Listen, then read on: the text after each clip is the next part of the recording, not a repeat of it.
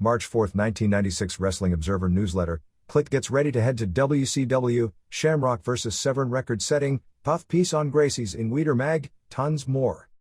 Written by Brian Alvarez Monday, March 4, 1996 002. Wrestling Observer Newsletter. P.O. Box 1228 Campbell, California 950091228 March 4, 1996. The babyface side of the WWF leading up to WrestleMania 12 is in something of a state of flux to disarray with the expected leaving of Scott Hall, an injury to Kevin Nash, the arrival of the Ultimate Warrior and the emergency replacement work of Roddy Piper. While nothing is official, Hall is expected to join WCW after his contract and legal commitments and/or sitting out period ends with the WWF in late May. In a situation spoken of with some disdain by WWF CEO Vince McMahon, Hall sent a telegram to McMahon on February 21 officially giving his 90-day notice that he was leaving the company. On the same day, Hall was suspended by the WWF for 6 weeks for reasons theoretically having nothing to do with him giving notice, causing him to miss his scheduled appearances this past weekend. The suspension would take him a few days past WrestleMania, which Hall was no doubt counting on as his last big payday before leaving. With him gone, the WWF will set up a gimmick match with Goldust against Roddy Piper for the vacant slot since they began to work in that direction on the February 26 Raw show, with Goldust doing a sexually suggestive phone interview talking about Piper and wanting to play his bagpipes. While Hall would be eligible to return on April 3 and work out the remainder of his notice, the general belief is that he'll be sitting out from now until he can join WCW. Hall, 36, left WCW, where he had worked as a mid-card wrestler under the name Diamond Stud, taking on a similar gimmick but adding Latin overtones and mannerisms from the movie character Scarface as Razor Ramon. As Ramon, he was made into an immediate main eventer, feuding with Randy Savage as a heel, and then became one of the company's most popular babyfaces upon his turn and was always on top or near the top during his entire WWF reign. WWF will no doubt attempt to claim the Ramon name and character as their intellectual property, which would mean WCW could not use him as Razor Ramon nor probably as a Latin character. He is believed to have earned approximately $270,000 in 1995, well down from what he earned in 1994, which is believed to have been well in excess of $400,000. It had been no secret he had been unhappy with the WWF the past few months, both because the office didn't adhere to his wishes that his feud with Goldust be vetoed in favor of working with either Hunter Hearst Helmsley, who the Clique wanted Ramon to drop the IC strap to and feud with, or 1-2-3 Kid, and also unhappy with the baby bottle and diaper angle leading to the most recent pay-per-view with Kid. Ramon also missed some house show dates of late because of family pressures. The combination of guaranteed money, perhaps offered long-term by WCW, combined with the easier road schedule, which means more time at home and less road expenses, which theoretically would ease family pressures, probably led to the decision, which wasn't unexpected by most in wrestling. However, there was bitterness within the WWF for how Hall handled his departure, since he was on the road with the entire office crew from Sunday through Tuesday, giving no indication he was leaving, and was booked prominently in both the tag team title tournament, where he and Savio Vega beat Kid and Tatanka in a first-round match taped on February 20th and scheduled for airing on March 9th, and in angles leading to a planned street fight gimmick match against Goldust. The latter was planned to theoretically take place in Miami on a downtrodden street and be beamed live via satellite on pay-per-view as part of the WrestleMania show, although it is most likely, had the angle taken place, that it would be similar to the Dustin Rhodes Blacktop Bully match from a year ago and be taped several days in advance and inserted into the show. Then, when the office crew, after booking Ramon in a strong position for the future, arrived back in the office, they had a telegram from him giving notice. At press time, we've been given no indication as to if the match in the tag tourney will air as planned or if there will be a change. It was announced at all the weekend house shows that Ramon wasn't appearing due to a 6-week suspension. On Raw, there was no mention of his name. Diesel, the other half of the twosome wildly rumored all week to be WCW bound, also missed the weekend shows with a degree of controversy somewhat attached. Diesel suffered a combination separated and fractured shoulder, apparently early in the In Your House cage match against Bret Hart. The injury may partially or totally explain the poor quality of that match compared with previous matches the two have had. Diesel did swing and axe pretty good the next night in the angle where he destroyed The Undertaker's casket, and also worked against Bob Holly in the Raw match, which aired on February 26th, in which they worked a storyline about him being injured coming in since he had missed the weekend shows, but they were airing the taped match, but didn't work at the Superstars taping the next night, where they were scheduled to hold the first triple threat match involving himself, Bret Hart, and Undertaker in Huntington, West Virginia. Diesel was said to have been unhappy with that headline program, even though it figured to be a big draw. In that match, Diesel was pulled due to the injury and Hart wrestled Undertaker for the title, with Diesel's interference leading to Undertaker getting pinned. It was expected that similar endings were planned for the weekend series of major shows at the Continental Arena, formerly Meadowlands, in East Rutherford, New Jersey, the Pittsburgh Civic Arena and the Gund Arena in Cleveland. Diesel was expected to appear at those shows, be announced as injured, and then get involved in the match. One would assume in the finishes, allowing Hart to retain the title.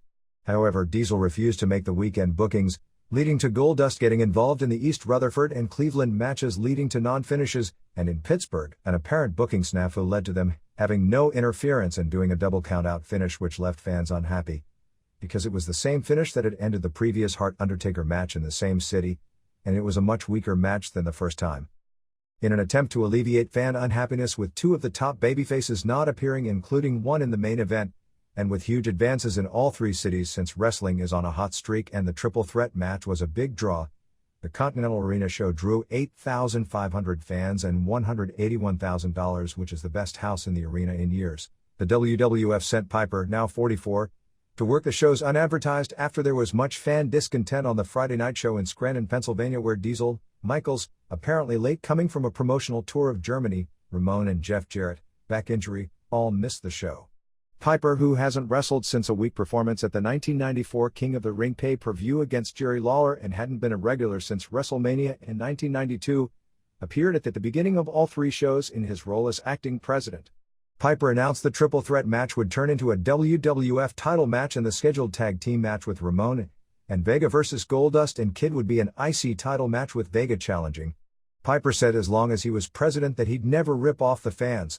Kid then came out and protested, calling Piper a has-been, complaining about the baby bottle match, and eventually slapped and spit on Piper. Piper eventually announced he was adding one more match to the show, him against Kid, to expected huge responses. Piper's reactions in all three arenas was as large as anyone's, including Michaels, and he eventually pinned Kid. We had mixed response in regard to the Meadowlands match quality, although the general consensus was it made the show. In Pittsburgh, the response was more that it saved a bad show seeing Piper wrestle.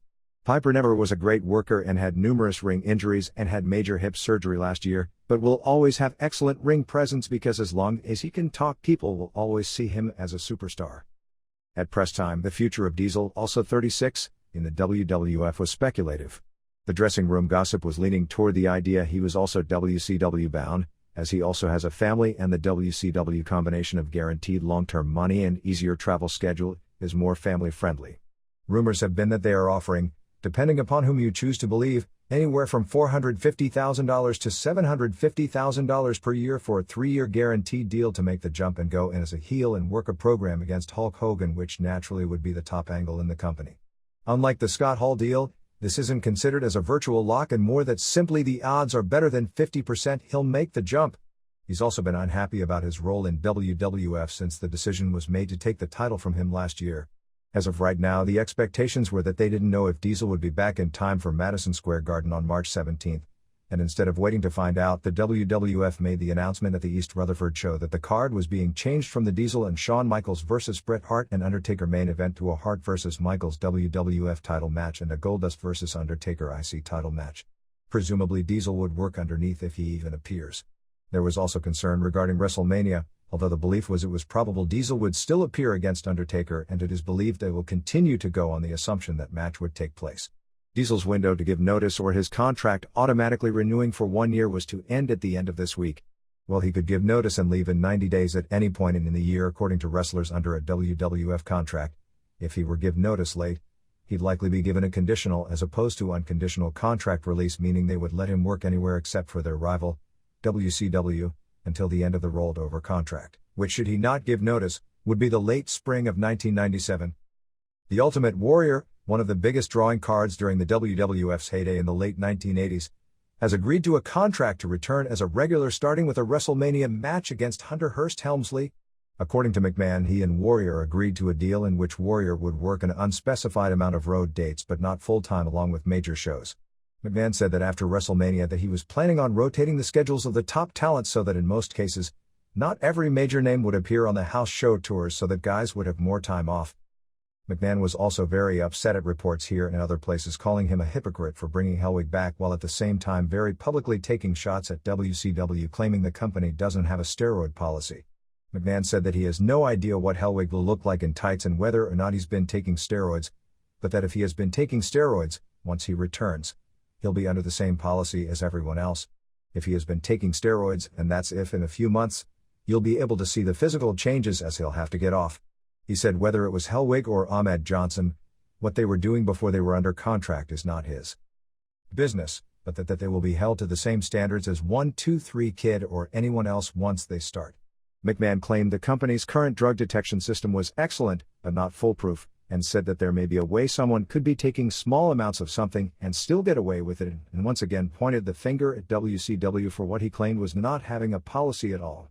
WCW has a written drug policy which includes steroids that the wrestlers have received, although the company has not released its policy publicly.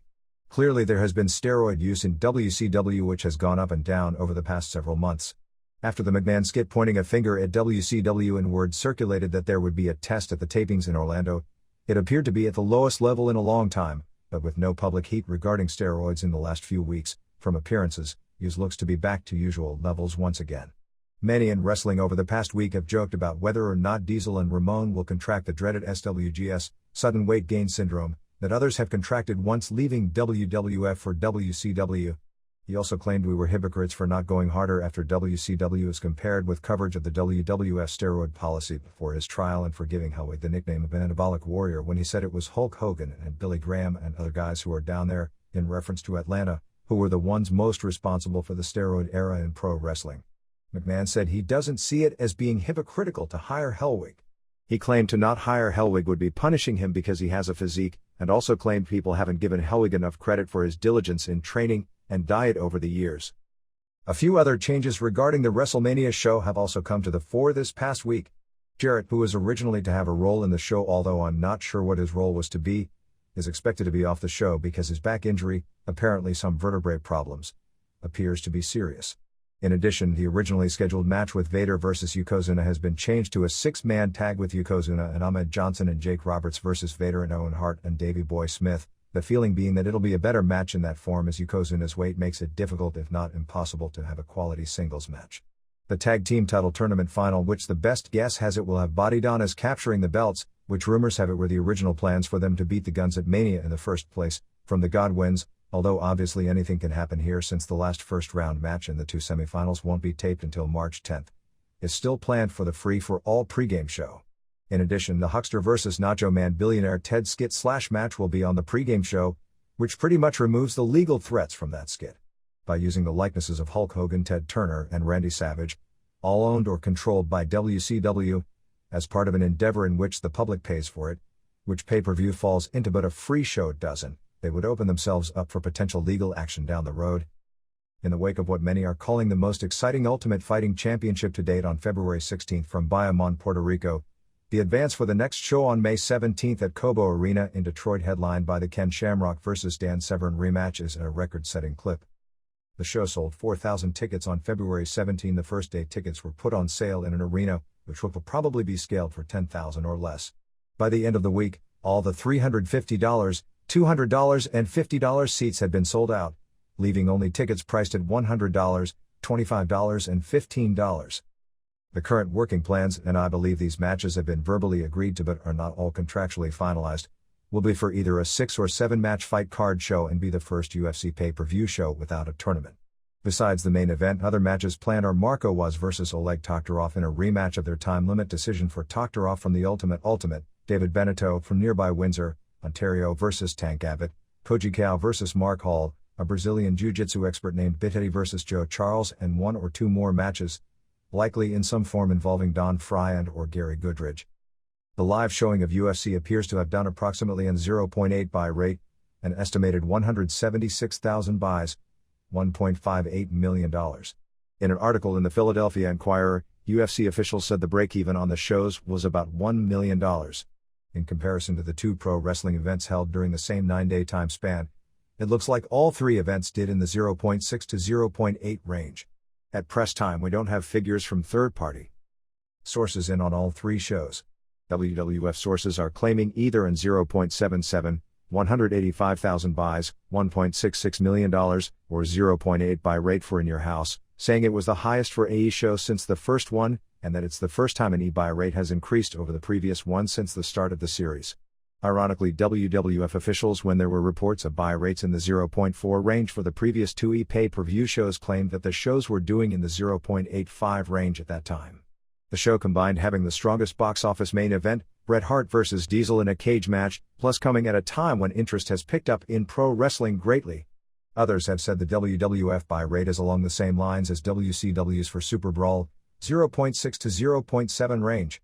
Of the three shows, WCW, because it was priced at $27.95 as opposed to $19.95 for UFC and WWF, will probably gross the most money.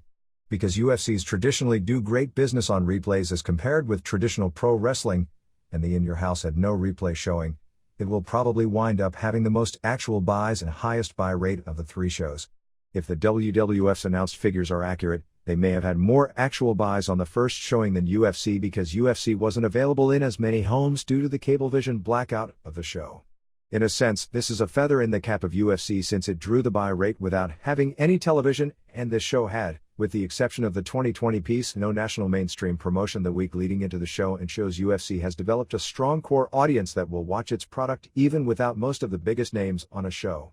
WCW, with its two cage matches, one of which was Hogan vs. Giant, was the only one of the three companies presenting what would be a blowaway show. The UFC show and WWF shows were basically shows designed to build to the next show. Both were building to shows that would be considered major events, with UFC using the show to introduce new fighters that could be marketable down the line, and WWF using the show to set up angles for WrestleMania. Given all factors involved, all three shows have to be labeled as successes financially. Although there was no mainstream Today Show-type controversy to build the UFC, there has been literally a plethora of UFC-related media stories over the past 2 weeks. Joe Weider's Prime Health and Fitness, a fitness magazine aimed at 35-plus-year-old men, had what appeared to be almost a bought puff piece on the Gracie family in the spring 1996 issue that is currently on the stands. The piece, which isn't even plugged on the front cover, looks suspiciously like a trade-off for what appears to be a full-page back cover ad. The ad has the magazine announcing The Challenge, with photos of Royce Gracie and Mike Tyson, and underneath the photos is large lettering, "History repeats itself." The copy claimed, 50 years ago, the world's best fighter, Brazilian Helio Gracie, challenged the world's heavyweight boxing champion, Joe Louis. Louis declined. Today, Helio's son, Royce, is the world's champion no-holds-barred fighter, with an unprecedented list of victories, including 3 Ultimate Fight championships, to his credit. Still, most people mistakenly regard the world heavyweight boxing champion as the best fighter in the world.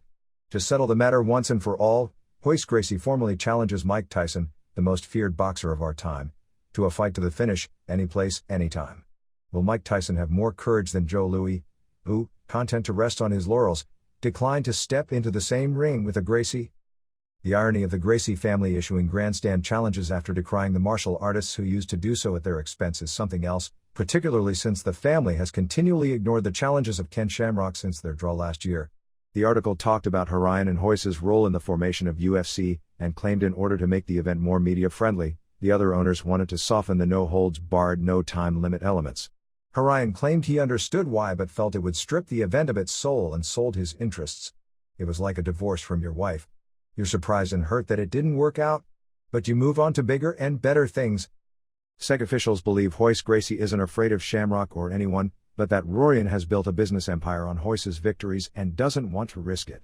The general belief is they would rather put Royce in with Kiao, a 6'7", 380-pound former sumo grand champion, who has great fame in Japan, in a match, because the game is on his floor, that he should win even with a size disadvantage, rather than go against someone proficient in the same game and risk what has already been built. Esquire magazine in the March issue has a lengthy UFC feature, which was a step above the vast majority of mainstream media pieces on the subject, generally centered about Tank Abbott. The story isn't really positive or negative, but was probably the most well-researched and honest UFC piece since the Details article on Ken Shamrock. Abbott is portrayed as almost a mythic-type movie character bad guy, except that he's real life. Abbott joked about the disciplines of the various fighters, karate, judo, wrestling, tang soo do, taekwondo, and said that his discipline is bark and do and he's the Grand Master. It noted that Abbott has been arrested a bunch of times, but the most time he ever did was 6 months on an assault and battery charge while on probation for public intoxication and fighting. He was released in January of 1995 and that summer got his bachelor's degree in history from Long Beach State University. The Dallas Observer in the 131 issue ran a lengthy cover story on UFC, centering the piece around 3 local products training for upcoming shows. Guy Mesger, owner of the Dallas-based freestyle martial arts studio who currently wrestles for Pancrase and is actually in the main event against Boss Rutan on the March 2nd house show, Anthony Macias, who won the recent World Freestyle Fighting Championship but will forever be known in UFC circles for being suplexed out of his boots by Dan Severn, and for losing the most questionable UFC fight in history to good friend Oleg Toktarov, and Trey Teligman, a local product training to enter a future event. The piece overall is more positive and more informative than the Esquire piece, but not as well written. The piece was written around the UFC in Casper, Wyoming with the Toktarov vs. Abbott finale, with Macias and Mesger saying that 98% of the UFC fighters are great guys and that Abbott was the other 2%. In regard to the questionable match with Toktarov, Macias said, "I won't say that I fought Oleg, but I won't say that I didn't either, but that it won't happen again. That took a lot out of me. It's not a problem for me to fight anyone in the octagon now, not even my mother." In Philadelphia, where UFC buy rates generally are well ahead of the national average, which I bet comes as a surprise to nobody, both local papers had stories after the event. Bill Conlon, a baseball writer of some renown, wrote the typical knee-jerk negative column, overblowing the amount of blood spilled by Sam Atkins and tying it in, as he did on ESPN, to the fact Atkins was a former sparring partner of Tommy Morrison. In his lack of knowledge of the subject, which included having the wrong name for Thomas Ramirez, Thomas Hernandez, and talking about Atkins receiving bare-knuckle blows, which would have been impossible given that Don Fry was wearing gloves, he did bring up a few valid points such as bringing to light Atkins' boxing one-loss record, 2-7, from the boxing record book, and the fact he hadn't fought professionally since 1993. However, he implied Atkins bled worse than boxers ever do, which is a laughable statement. Probably the best piece on the most recent UFC was in the Philadelphia Inquirer, in a major on-location piece by Michael Sokolov over the weekend. Sokolov wasn't entirely positive by any means, calling the competitors glorified street fighters, jiu-jitsu and karate masters, a former enforcer for Hawaiian drug dealers who's given his life over to Jesus Christ warriors, earnest freaks all, and contrasting that to the men in suits and ties in federal court arguing their right to hold the show. What actually happened in the days leading to the show was the governmental department, Puerto Rico's Department of Sports and Recreation, under pressure from the governor who was under pressure from John McCain, sent the promoters a cease and desist letter 2 days before the show to have the event stopped on the grounds it was in the public interest to stop the event. They then went to federal court to get an injunction overturning the letter. Judge Daniel Dominguez ruled on the night before the show was scheduled to take place that there was no public interest in banning the event and that the Department of Sports and Recreation violated Semaphore Entertainment Group's constitutional right of due process by banning the event. In the event SEG lost the court fight, there had been talks of a last-second move of the event to a secret site within the United States similar to what Extreme Fighting did when they were unable to hold a show in New York last November. Although the media controversy over this show in the United States didn't reach anywhere near the level of the December show in Denver, probably largely because it was outside the United States, there may have been more publicity regarding stopping the event locally in San Juan than there was in Denver, or in other words, tons of pub. In late January, McCain and Colorado Senator Ben Nighthorse Campbell sent local authorities a letter calling UFC a brutal and repugnant blood sport and said it placed participants at risk of serious injury or even death. In the 2-hour show, McCain and his colleagues will be able to glean a few seconds of valuable footage. Gary Goodridge's destruction of Paul Herrera with 8 blindingly fast elbows to the face in only about 3 seconds. Herrera was probably knocked silly by the first blow, if not, certainly by the second. Goodridge's elbow was like a piston in fast motion before ref John McCarthy could jump in after the 8th blow. So Cole's story was critical of the post-match, both as it appeared and didn't appear on television. Herrera was unconscious for 45 seconds to 1 minute according to Dr. Joel Cooperman, one of the fight doctors.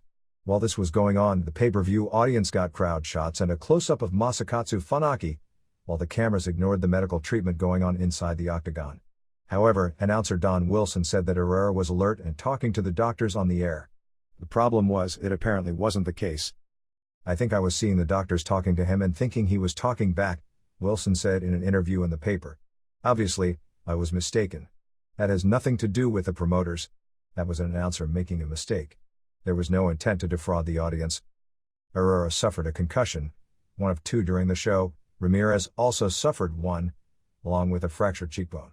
It was one of the more serious injuries in the history of the event, but again, Herrera didn't spend the night in the hospital, and by the next afternoon was partying by the swimming pool, albeit in much pain. The reason Verlins didn't advance was due to a sprained ankle. He didn't get injured during the fight with Joe Moreira.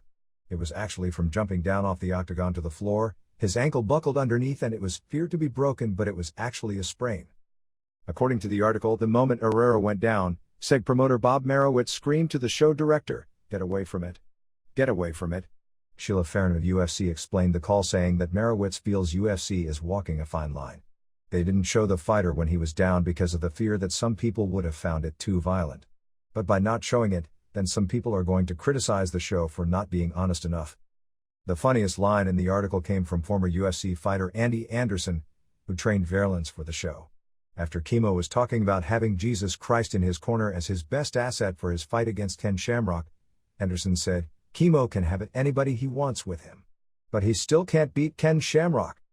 The story's conclusion, between the writer's belief of the ugliness of the Herrera knockout and the criticism of Wilson's announcing as being deceptive, was, in talking about Shamrock's knee-bar finisher on Kimo, Sokol wrote, "This is one of the dark secrets of the UFC. The fights involving the more skilled martial artists are often hugathons with lots of clenching and subtle joint locking. They do not, at least to the naked eye, look like anything that needs to be outlawed or investigated on the floor of the U.S. Senate."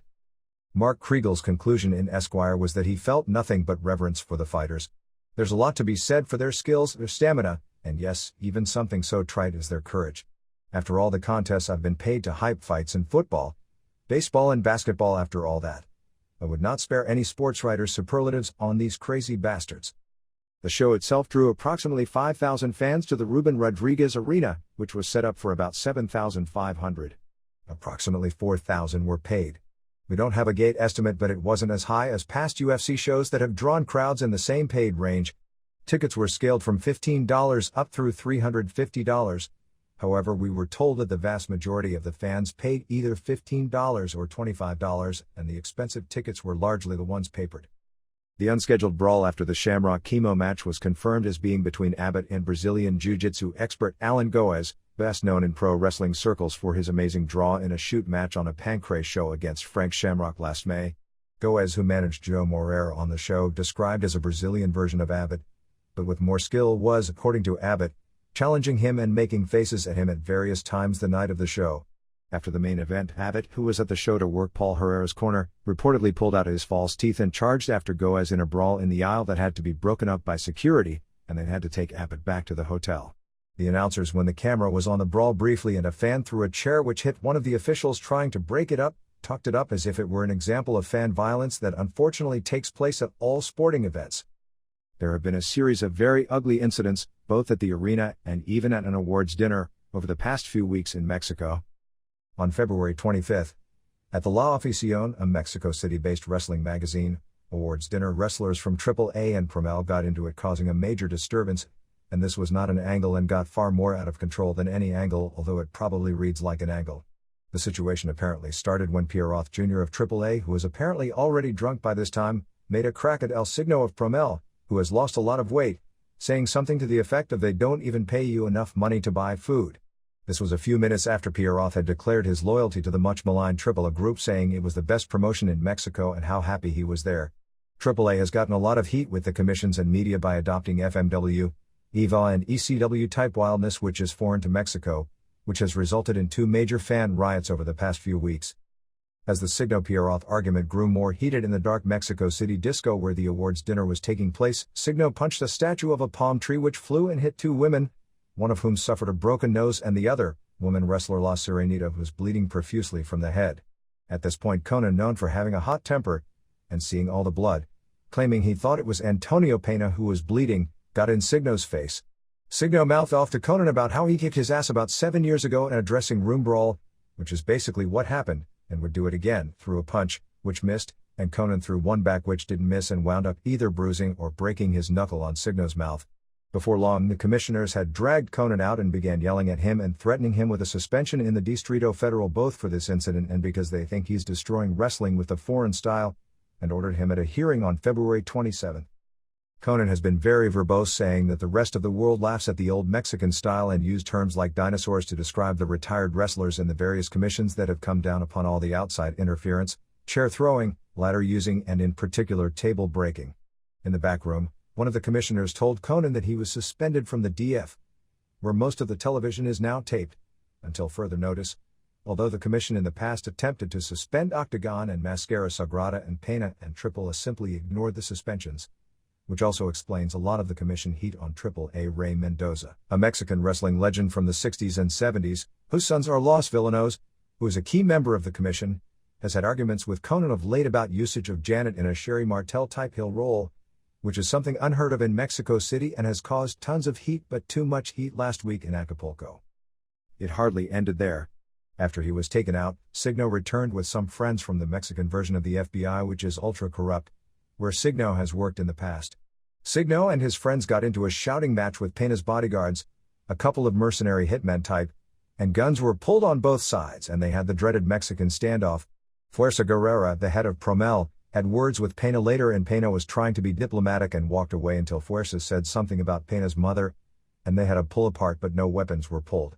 After about 15 minutes, everything settled down and they actually continued the awards ceremony with Pena apologizing after receiving an award for the behavior of his wrestlers. This came on the heels of an incident on February 18 in Acapulco where Triple A was apparently banned from the city forever, however long that is in wrestling terms. They did all the run-ins and table breaking and the crowd rioted.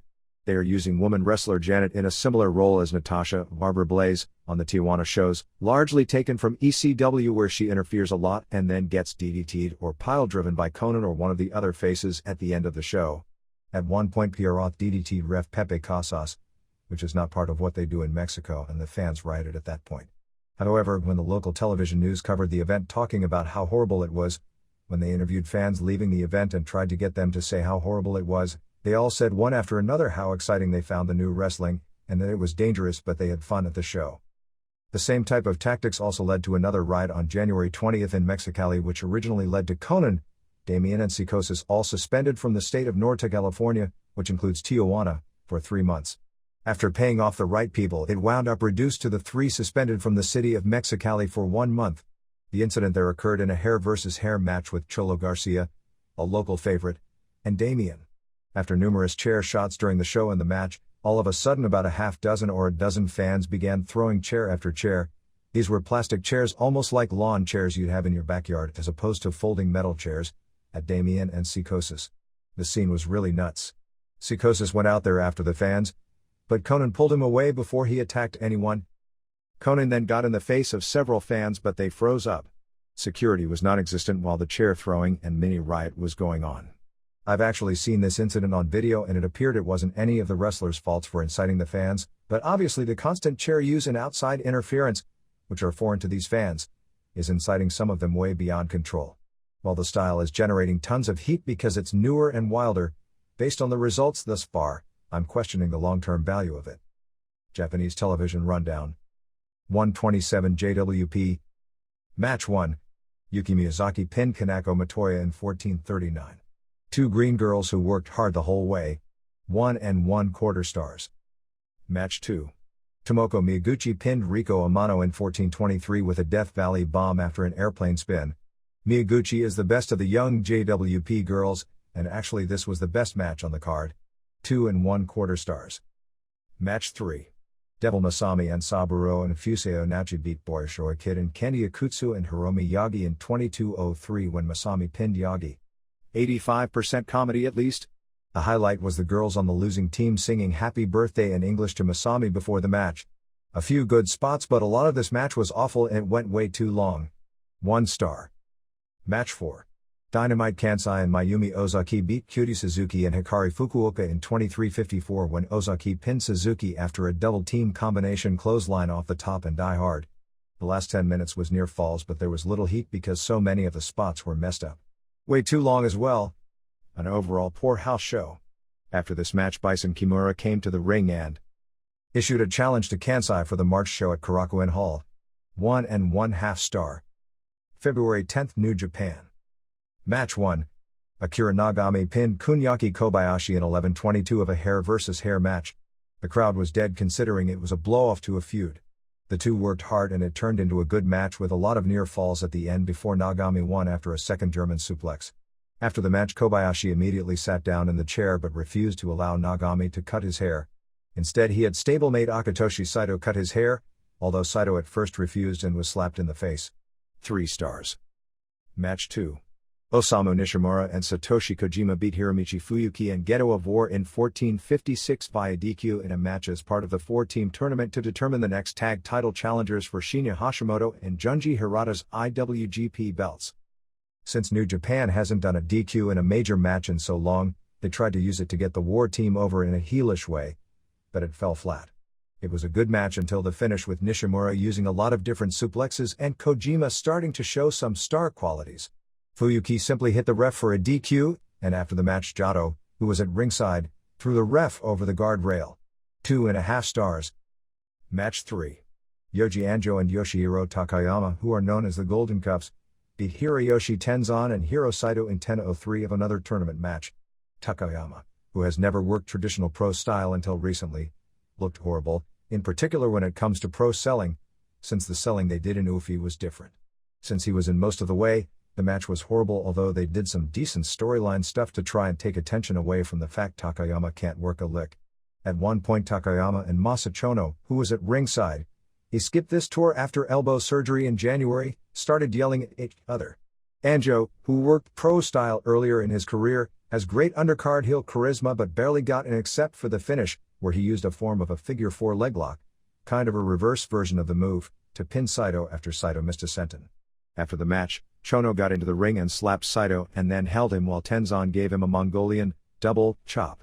After that, Saito started throwing chairs at Tenzan and Chono. This booking makes no sense since Tenzan and Chono had already split up in December, and again in January. I think they've been studying their American business partners' angles too closely. Dud. February 17, New Japan. Match 1. Hiromitsu Kanehara and Kazushi Sakuraba and Kenichi Yamamoto and Masahito Kakihara of Ufi beat Yuji Nagata and Tokumitsu Ishizawa and Shinjiro Otani and Tatsuhito Takaiwa in 2 of 3 falls.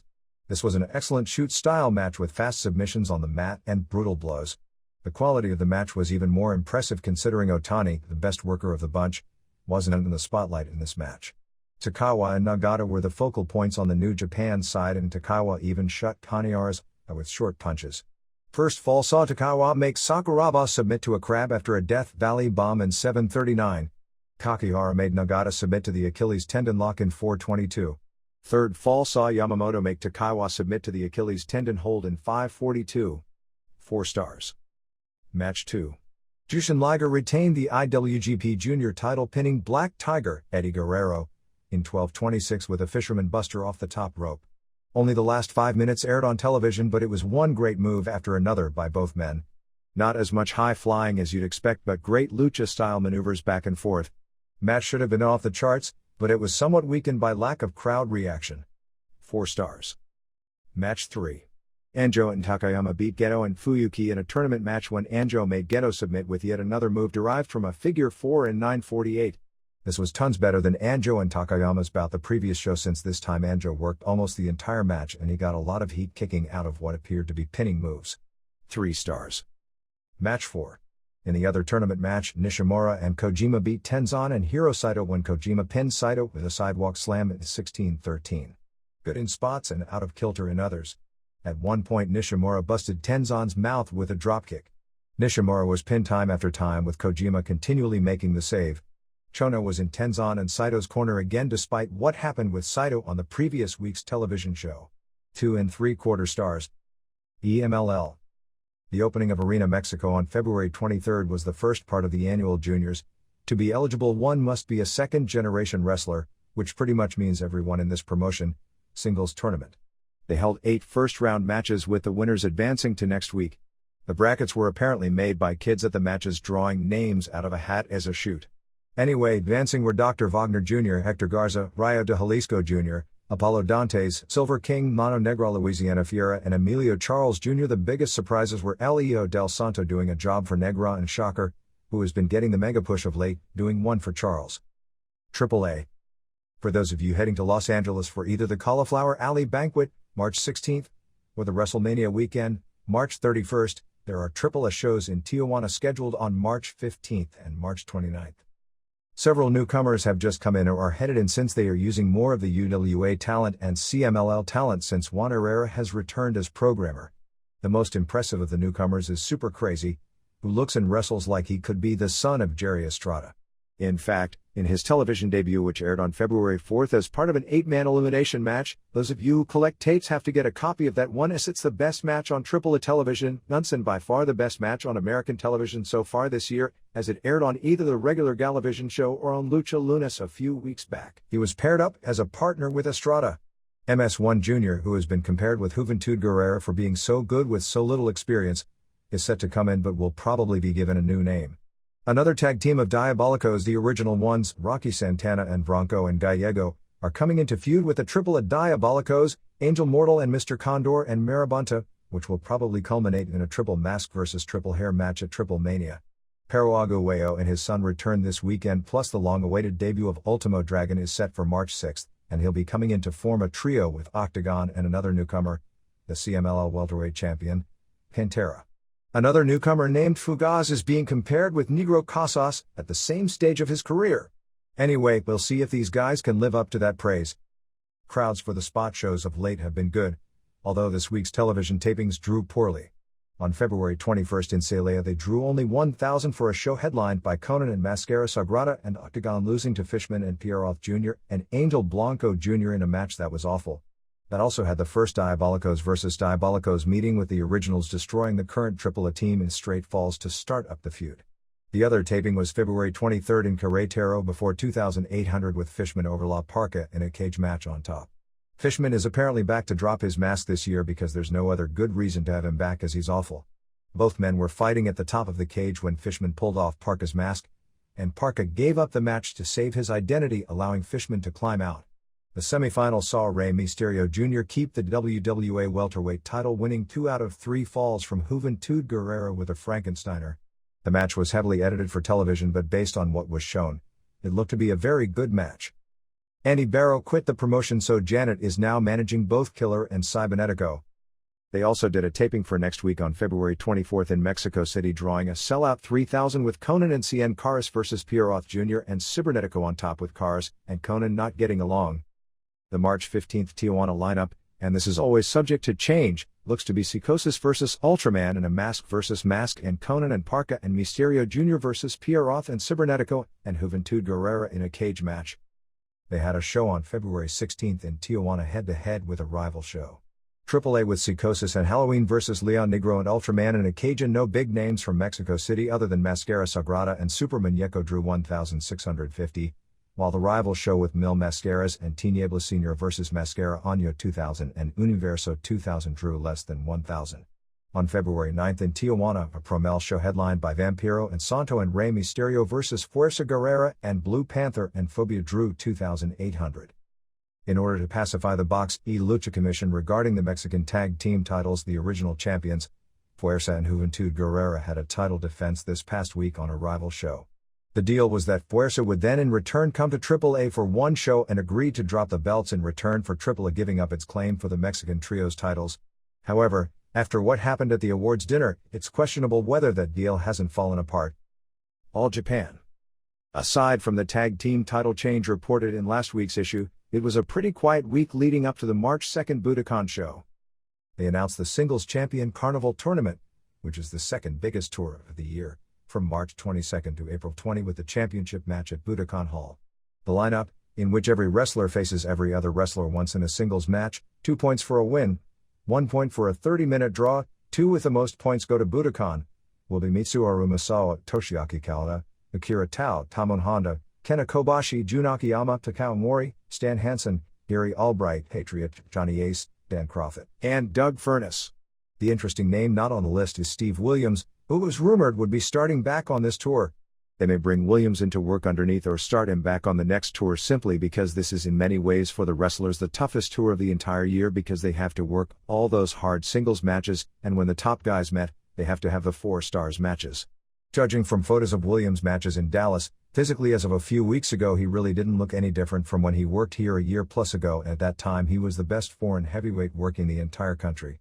Both the February 11th and February 18th television shows each did 2.7 ratings. New Japan. The major show of the week was February 25th at Tokyo Sumo Hall before a sellout 11,500 with Jushin Liger and Keiji Muto beating Nobuhiko Takada and Naoki Sano on top when Liger pinned Sano after a Liger bomb in 15:46. The story of the match is that most of it saw Sano in there getting doubled on and Takada wouldn't help him. The fans booed Takada, but Takada said that he was wrestling his Ufi style. When Ufi did tag matches, there was no such thing as saves or double teaming, and he said he wrestled under his company standards. Fans booed Takada heavy and Liger criticized him heavily in the post-match, saying that they are pro wrestlers, and they have to show the fans what the fans want to see. The semifinals saw Shinya Hashimoto and Junji Hirata retain the IWGP Tag titles, beating the Golden Cups, Yoji Anjo and Yoshihiro Takayama, in 12:13 when Hashimoto made Takayama submit to the armbreaker. The angle in this match is that the Cups came to the ring wearing machine masks, which particularly caused heat with Hirata, who was the original Super Strong Machine. They worked the match wearing hoods, and Anjo's hood had 200% written on it, which is his gimmick phrase, as he always says he's 200% sure he can do this or that. It's weird how Anjo actually made a name for himself in Japan as a heelish type, because he told everyone he was 200% sure he could beat Hicks and Gracie, and you know what happened. In the other key matches, Shiro Koshinaka, who is getting the shot at Takada's belt on March 1st, pinned Hiroyoshi Tenzan with a dragon suplex in 5:29. Riki Choshu and Kensuke Sasaki beat Satoshi Kojima and Osamu Nishimura in 6:23 when Sasaki made Kojima submit to the power strangle, and Black Tiger and El Samurai and Gran Hamada beat Dean Malenko and Koji Kanemoto and Shinjiro Otani in 16:26 when Samurai pinned Otani after a power bomb. After the Koshinaka Tenzan match, Tatsumi Fujinami, who has been absent from New Japan rings for more than 1 year, came to the ring and shook hands with Koshinaka and said they would form a tag team for the one-night tag tourney on March 26 at Tokyo Gymnasium. What it appears is going to happen is that New Japan this year is mainly on top, going to be based on the New Japan vs. Heisei Ishingun feud once again, but High will be strengthened by adding Fujinami, Nishimura and Akira Nagami to that side. In addition, Fujinami will continue promoting his own indie shows, and that all the High wrestlers will work his shows. New Japan is now off until March 9th when the next tour begins, except for the Budokan show, which is billed as a UFI card on March 1st. The March 9th to March 26th tour will feature a 5-man round-robin Young Lions tournament with Yuji Nagata, Tokumitsu Ishizawa, Shinjiro Otani, Tatsuhito Takawa and Yutaka Yoshi, with the championship match on March 26th. The rest of the March 26th show will be the tag tourney. The brackets were announced as they follow, as listed, with first-round matches being Koshinaka and Fujinami vs. Genichiro Tenryu and Nobutaka Raya of War, Choshu and Kojima vs. Tenzan and Masachono, Scott Norton and Hugh Morris, WCW vs. Hashimoto and Hirata, and Anjo and Takayama vs. Muto and Sasaki. The other major show of the tour is March 20th in Nagoya, with no matches yet announced. Rumor has it that the WCW Cruiserweight title would actually not be a tournament but simply one match with Chris Benoit vs. Otani that would take place in Nagoya, but that hasn't been announced yet. The Road Warriors are scheduled to return for the Tokyo Dome. February 10th television show did a 2.6 rating and February 17th did a 1.5, although to show how pinpoint accurate ratings are, the secondary ratings service in Japan, Nielsen, listed the February 17th television show as getting a whopping 3.9. Other Japan notes. The biggest angle of the week was at the FMW show on February 23rd at Korakuen Hall. During a War Games main event, not American War Games rules but simply a cage match billed as War Games, where Masato Tanaka and Riki Fuji and Tetsuhiro Kuroda beat Haito and Wing Kanemura and Mitsuhiro Matsunaga. After the match, from the back came Victor Quiñones, Mr. Pogo and the Headhunters attacking both teams. Quiñones signed a deal with FMW where he'll book a lot of the foreign wrestlers, so Headhunters, Miguel Perez, Iceman, Ricky Santana, Silver King and El Texano among others are jumping to this group. This is not a definite, but they are also attempting to get Terry Funk back for the May 5th Kawasaki Baseball Stadium show. There are a lot of rumors that Sabu would be returning here. New Japan apparently has decided not to use him anymore, and he's trying to work with as many of the small groups as possible, since most of the small groups in Japan work together. The plan right now is that Hayabusa, who is nowhere close to being ready to return, would work the stadium show injured because he basically has to, and then take several more months off after that show. With Gladiator, who held this group's World Brass Knucks title, its top singles belt, out with knee surgery, they had a match to determine the new champion on the February 23rd show where Superleather, former WWF wrestler Corporal Mike Kirchner, pinned Hisakatsu Oya. Leather and Jason the Terrible also kept their World Brass Knucks tag titles on February 19 in Hiroshima, beating Fuji and Horace Boulder. War crowned its first international junior heavyweight tag team champions on February 23 in Sendai before a sellout 2,000. On the last night of the tournament, 4 teams were all tied for first place. In their final round-robin bouts, Lance Storm and Yuji Yasarioka beat Grand Naniwa and Masaki Mochizuki, and Lion Do and Geto upset Ultimo Dragon and Negro Casas. Lion Do and Geto won the tournament, beating Storm and Yasarioka when Geto pinned Storm in 2026.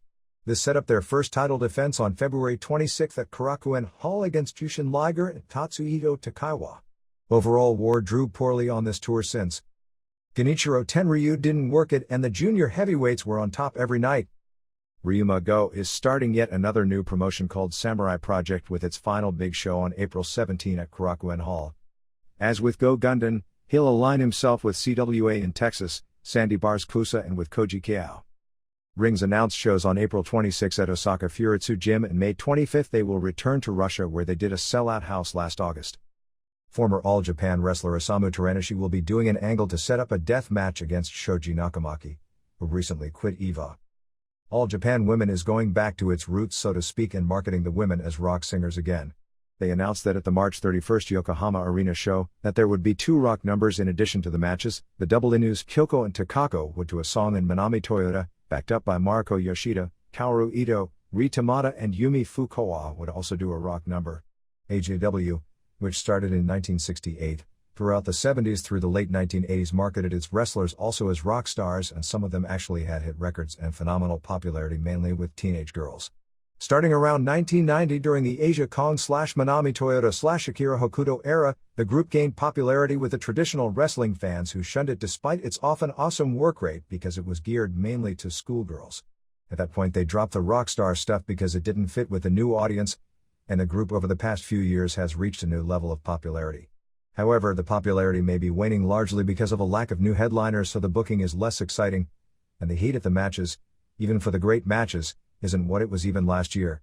The one thing about the schoolgirl audience is that they may not have understood pro wrestling, but the heat at the matches was something you would never see anywhere else. Tokyo Pro Wrestling announced its own 16-team tag team tournament to crown its first World Tag Team Champions, which ends on April 2 at Tokyo Komozawa Gym.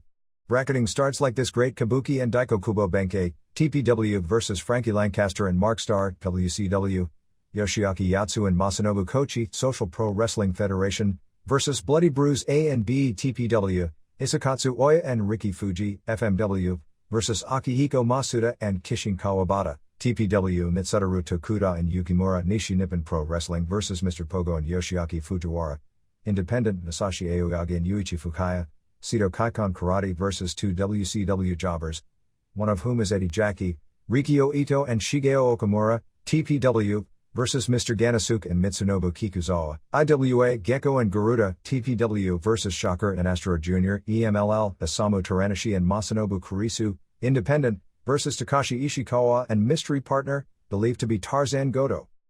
USWA. Bill Dundee returned doing a new style shoot angle, which is actually nothing new at all in Memphis, but everyone will take it as something they are doing because it's trendy. Actually, it's part of a deal that Burt Prentice of the North American All-Star Group, which runs a lot in Arkansas towns not all that far from Memphis, made with Jerry Lawler to give some of the top USWA guys more work.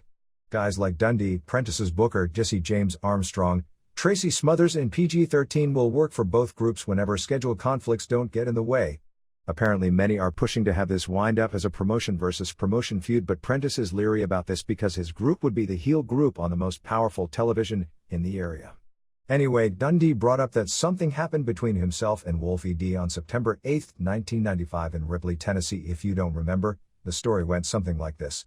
The two argued over picture money. As the story went, Dundee was selling photos at the picture table of himself with PG-13 and Wolfie wanted a cut of it, and they ended up arguing and wound up in a fist fight and got into a second skirmish where reports are that Dundee pulled a knife. When they got to television the next morning, USWA booker Randy Hales fired Dundee. Dundee came back as a total heel and his son, JCI, said that he was embarrassing the family. Wolfie came out and they began arguing as to what happened, and Dundee denied anything happened, and Wolfie D actually said something to the effect of that Dundee can't deny it because Dave Meltzer will tell everyone what happened. It wound up with Jerry Lawler arguing with Dundee and going to the back to settle things. They came back out again and argued again, and Dundee spit on Lawler, who then demanded a match. Hale said that he would never let Dundee back because of what happened.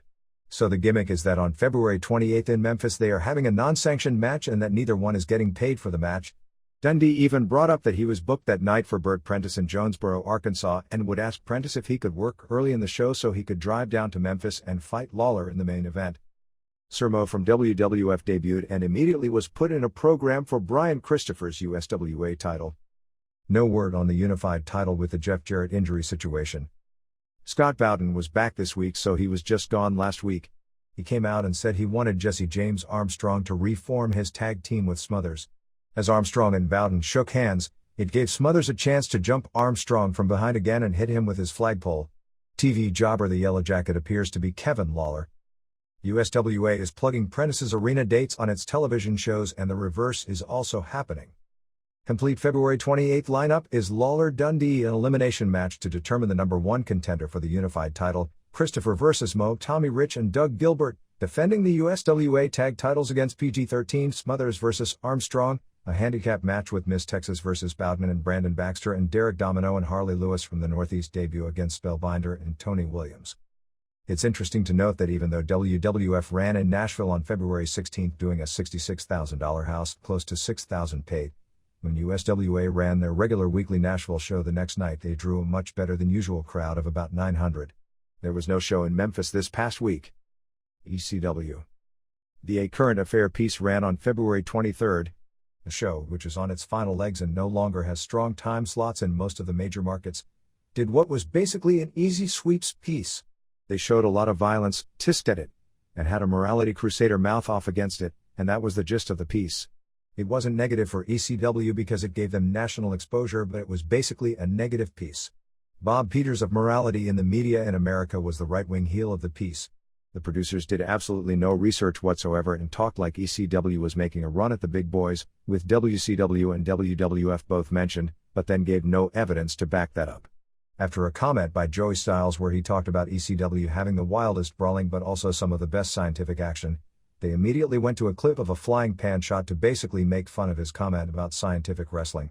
Also interviewed on the piece were Missy Hyatt and Shane Douglas.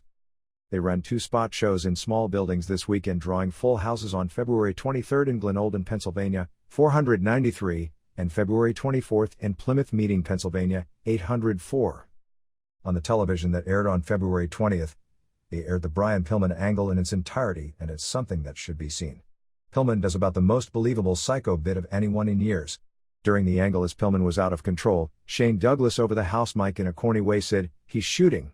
Overall the bit was excellent, although Pillman calling Paul Heyman Booker Man and Douglas with his remark made the angle a little too forced for what they were trying to accomplish. They also did a good angle at the end of the show involving Raven and Tommy Dreamer. Dreamer came out with his arm in a sling, which they blamed on Raven. Raven then said that the shoulder injury, which is legit and Dreamer should be out for several weeks, was nothing, and talked about in different foreign countries how if you steal, they cut off your hands, if they run away from the law, they cut off your feet, etc., and then said that he made Raven's girlfriend pregnant. At that point the Bruise Brothers, who appeared in the ring to back Dreamer up, suddenly turned on him and crotched him on the ring post, apparently as his punishment for making Raven's girlfriend pregnant. Pillman was back in Glenolden doing a second angle during the Raven vs. Douglas match for the ECW title.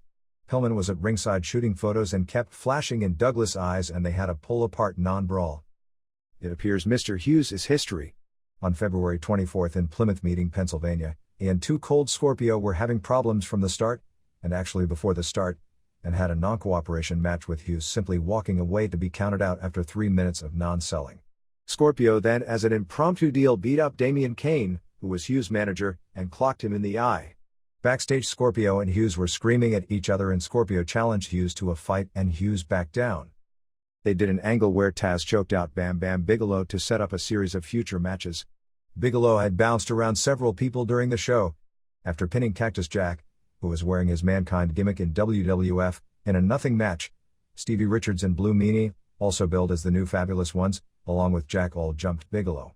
Bigelow made his own comeback on all of them until Taz came from behind and suplexed Bigelow and choked him down.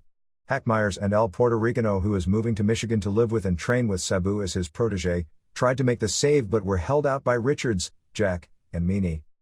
Douglas and Sandman formed a bond.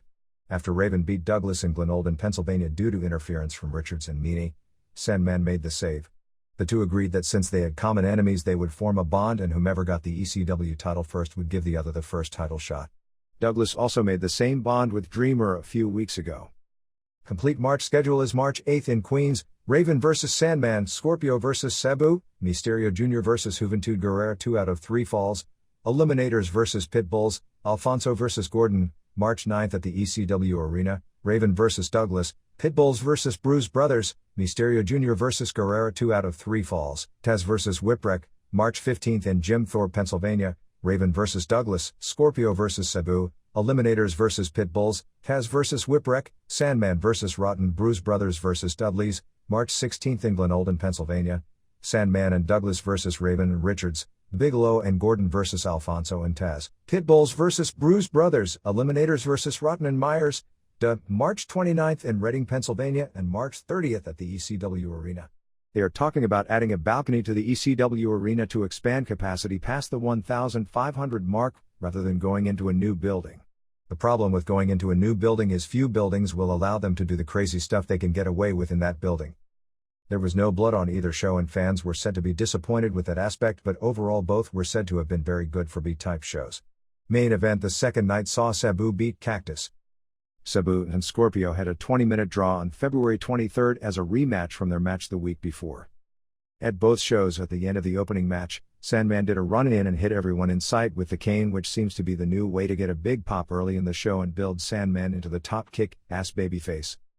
ECW starts on CH 62 in Columbus, Ohio with Thursday 9 p.m. and Saturday 9 a.m. airings tentatively starting on February 29th. Tracy Smothers has been talked with about coming in here and there.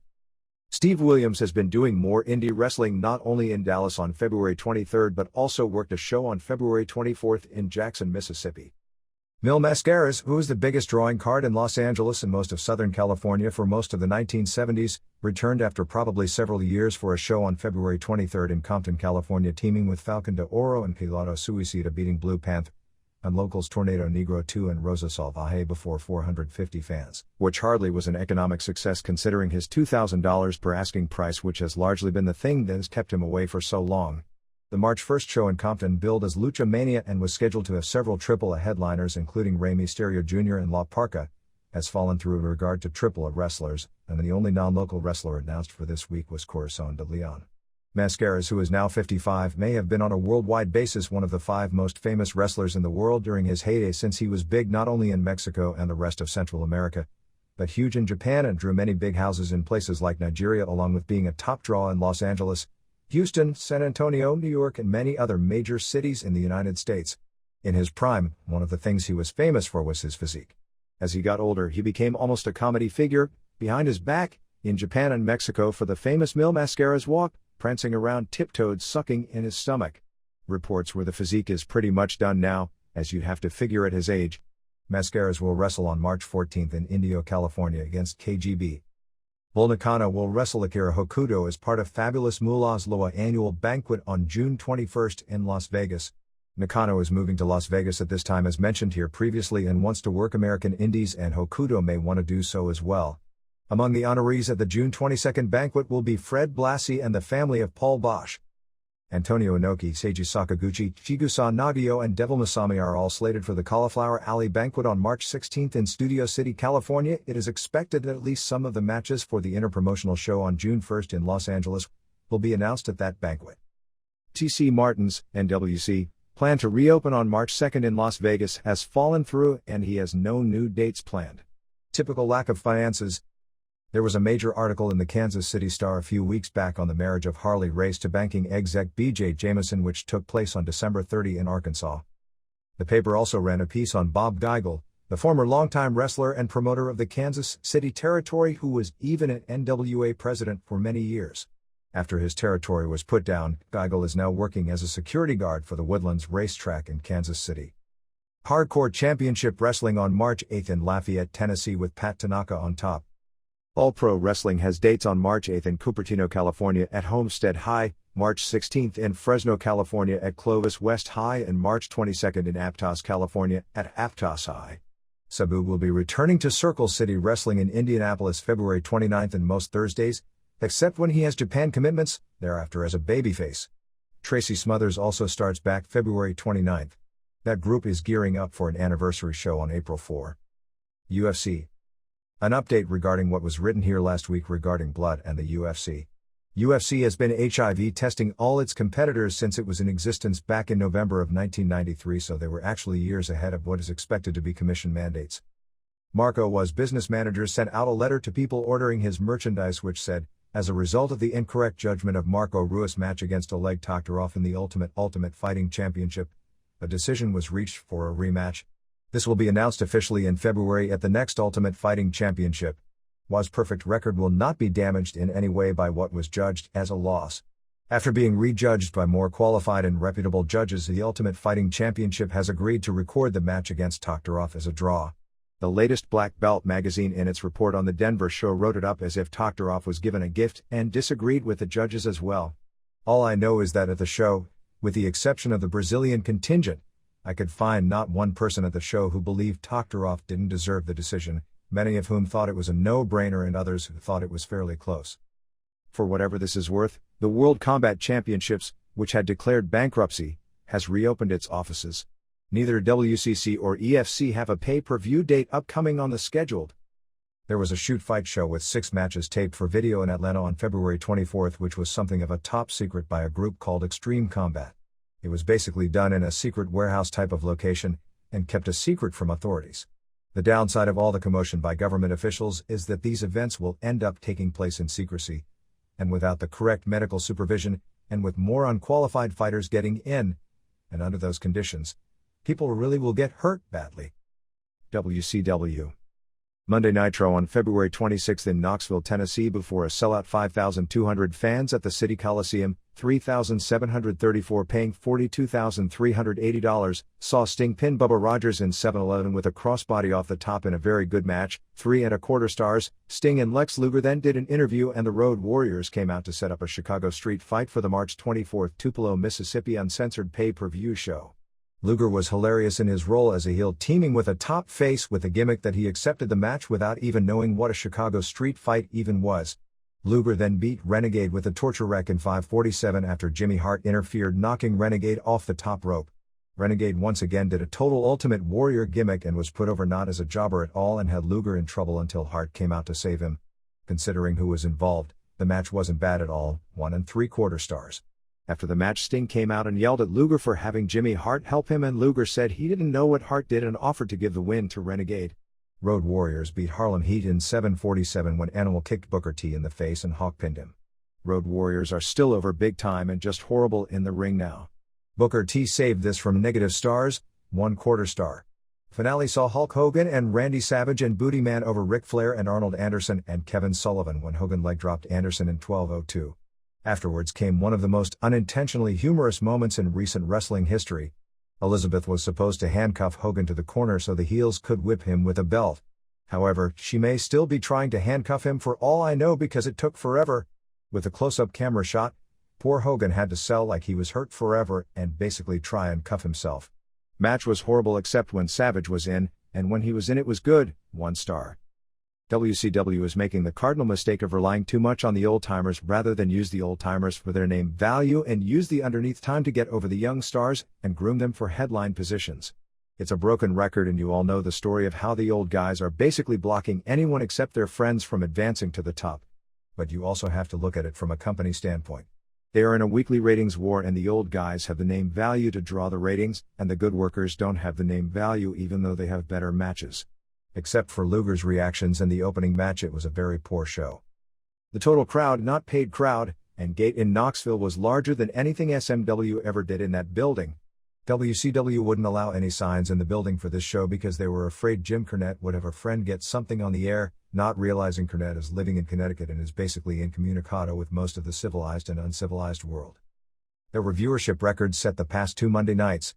On February 19th, WCW coming off the pay-per-view won with a 3.1 rating and 4.4 share to Nitro's 2.9 and 4.1 and the replay doing a 1.0 and 3.1. The combined 6.0 would have been the largest total viewership for a Monday night on cable in history, about 3.9 million homes. That record was broken with a combined 6.3, about 4.1 million homes, rating and combined 9 share on February 26 with Nitro winning with a 3.2 rating and 4.6 to Raw's 3.1 and 4.4. The Nitro replay did a 1.0 and 2.9 share. The numbers are doubly impressive since neither group had a real marquee must-see type of match, and both shows were weak. Other WCW weekend numbers for February 17 weekend saw Saturday Night at 2.7, Sunday at 1.8 and Pro doing a phenomenal 1.8. For February 24, Saturday did a 2.8, Sunday a 1.8 and Pro a 1.4. Eric Bischoff was back to talking about WWF on the show, giving away the Raw results so quickly it didn't have the desired effect, and calling it the World Whining Federation. His other reference was in the new storyline where they talk about Booty Man formerly being Zodiac but that he was a spy all along in the Taskmaster's camp, and McMichael brought up having a spy in the enemy's camp is great strategy, and Bischoff came back with something like he subscribes to that theory as well. WCW is also back to talking about WWF on its hotline, but at least as of this point have toned it down and not ripped them. No Nitro on March 4 because of a preemption. Upcoming schedule is March 11 in Winston-Salem, North Carolina, March 18 in Chattanooga, March 25 in Huntsville, Alabama, April 1 in Cleveland, no show on April 8, April 15 in Charleston, West Virginia, April 22 in Albany, Georgia, and April 29 in Palmetto, Florida. With the exception of Cleveland, they are falling back into the easy pattern of doing the southeastern small towns. There will be house shows on March 30 in Columbus, Ohio, and March 31 in Dayton with Flair Savage on top. Road Warriors are working the shows, and Guerrero vs. Benoit will take place on both shows as well. The bill collector in the Dallas Page Repo skit was PR guy Alan Sharp. On the weekend TV they teased a Johnny B. Bad Diamond Doll split because Doll was feeling sorry for Page's misfortune in having everything repoed. Doll also came out during the six-man main on Nitro with flowers, but they didn't make clear who the flowers were for. Way too much on television on Steve Grissom over the past week. The voice of former American Wrestling Alliance announcer Lee Marshall debuted in an interview with Page. Broadcasting and Cable had an article on the wrestling war in its February 26 issue. Nothing in the article that you wouldn't already know, mentioning the FTC filing and the billionaire Ted skits, and had Monday night rating comparisons. Based on the television, it appears the Tupelo lineup on top will revert to its original deal with Loch Ness in the main event and Luger teaming with Sting against Warriors. At least that's what the weekend TV leads you to believe.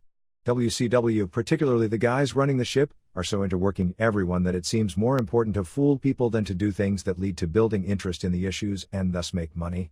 Somehow the mentality has degenerated into fooling people equals making money, when in most cases in wrestling, building up things that hit a nerve with the fans and make sense over the long haul makes the most money. Chris Cruz wrote a scathing letter about Gordon Solie to the newsletter Wrestling Perspective. Cruz complained about Solie criticizing the current announcers, saying they all prepared for their job more diligently than Solie had in the past 10 years, saying Solie would wing it and rest on his laurels. He also talked about Solie's often legendary drinking and said Solie overstayed his career in the sport by more than a decade and was mad about his criticism of WCW, calling him a bitter old fool and an old windbag. No, this isn't an angle to set up an announcer versus announcer feud for a pay-per-view show in 1997. Actually, it may be the only thing in WCW in the last few weeks that isn't an angle. Mike Enos was backstage at the last Center Stage. No more Center Stage tapings since the building is now under new management and they broke all the leases. WCW will tape Saturday night sometime this coming week in Gainesville, Georgia, and March tapings are March 6th in Macon, March 13th in Dalton, and March 27th in Rome, Georgia, not Italy. Ed Leslie in an online interview said he gave up his lawsuit against McMahon to get the rights to use the name Brutus Beefcake about 2 months ago because the legal fees were more than he could afford. WWF. Some highlights of the Superstars of Wrestling taping on February 20th in Huntington, West Virginia in a non-taped cage match. Ahmed Johnson pinned Tatanka, subbing for Jeff Jarrett. In the tag tourney, Razor Ramon and Savio Vega beat 1-2-3 Kid and Tatanka when Ramon pinned Tatanka with the edge. Whether this airs is anyone's guess.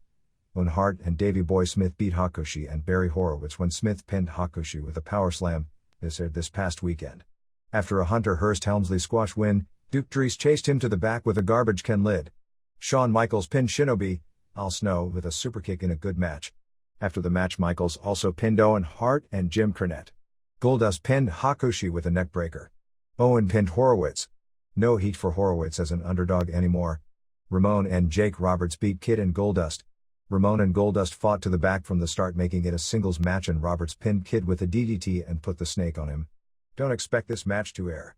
Herman the German, and I'm still not sure who he is, got a pin over Mark Kyle, former SMW Killer Kyle. Justin Bradshaw pinned Fatu in 12 seconds. Yokozuna beat 3 guys. In a tag tourney match that airs this coming weekend, the Godwins beat the New Rockers, who are Marty Jannetty and Leif Cassidy. Snow under yet another identity. The New Rockers' gimmick is that they are 2 guys out of touch doing all the 70s and 80s stuff. The idea is that they'll wind up as heels because the guys will resent them. Roddy Piper and Ramon had a confrontation that will almost surely never air. Piper slapped Ramon in the face and eventually ordered a Ramon vs. Goldust match on the streets of Miami for WrestleMania. Michaels pinned Smith with a superkick in a good match. The main event dark match was Bret Hart pinning Undertaker when Diesel hit Undertaker with a foreign object. Ricky Morton was said to have been backstage.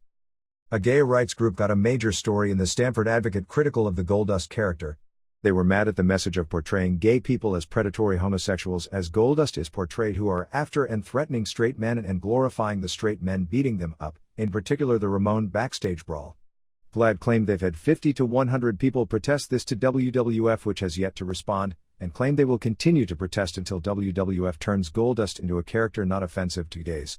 The WWF in the article said they've received a lot of response to Goldust, mainly negative, but have no plans to change the portrayal of the character. Roger Hooverman, communications chairman of the Triangle Community Center in Norwalk, Connecticut, said the character teaches people things that create a homosexual panic. He said the message being sent is to beat up a gay man is fun and okay and to be applauded. WWF did release letters to fans who have complained, saying the theme of Goldust is that he uses unorthodox elements to keep his competitors off track, confused and even sometimes disgusted, and said, as we push to the edge to create interest in the character, fans like you let us know when we have gone too far afield. The article also stated other gay and lesbian groups are planning letter-writing campaigns to the WWF about the character. It was pointed out an internet message on the Ramon Goldust brawl, and there are so many bizarre ones of those out there, stated, "Ha ha ha, it's good to see that WWF is showing the new generation how faggots should be treated anyway." This week's billionaire Ted saw Huckster and Nacho Man interviewed on the Larry Fling Show.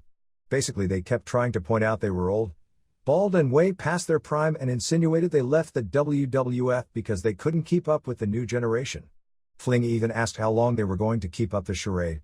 At one point when Huckster got mad and was going to threaten Fling, he pulled out a red high-heel shoe and they both backed down. More old jokes, fart sounds in the background, etc. When Nacho Man was asked who was going to win their match, he said Ted promised him he could win this time, thereby again insinuating their matches are predetermined. Huckster said he had to win for all the people who buy his merchandise, and Nacho Man said that nobody buys that merchandise, that it's all given away for free and people wear it because they are told if they do they'll get on television. At the end Huckster went wild and hit everyone in sight with pathetic chair shots similar to the finish of the last WCW pay-per-view. The shoe and chair spots were hilarious.